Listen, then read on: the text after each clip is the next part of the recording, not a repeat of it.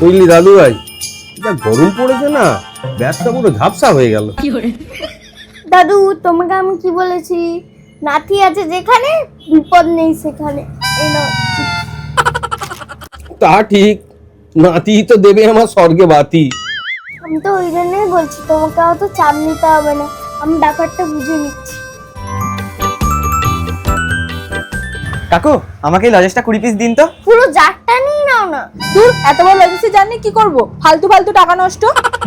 সেটাই। আরে লজেন্সের জারটা পুরো নিলে 2 লিটারের থামস আপের বোতল ফ্রি আছে। এ আবার কি ফোন দিয়ে আসছে রে বাবা?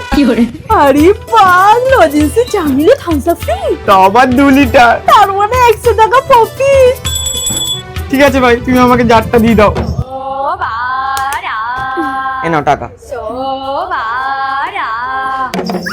এ নাও তোমাদের ফ্রি থামস আপের বোতলটা।